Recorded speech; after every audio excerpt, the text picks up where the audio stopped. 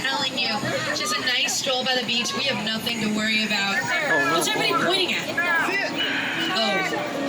Oh no, that's a shark. I really hope George still isn't out there. Oh no, George? Guys, that's George. We have to get him out of the water. George! Hey, George, buddy, get out of the water. George, please! Oh no, George.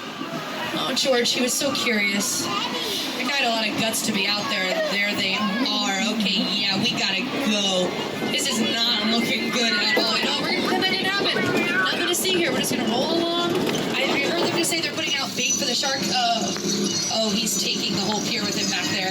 Oh no. Okay, I don't know how much worse this could get. This is really bad, guys. Oh yeah, it could get worse. The whole pier's on fire. Okay, all right, you know what? No one freak out.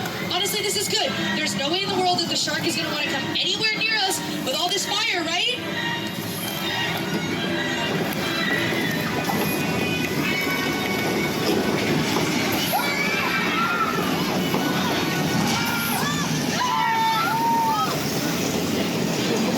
All right, listen, I know you're all thinking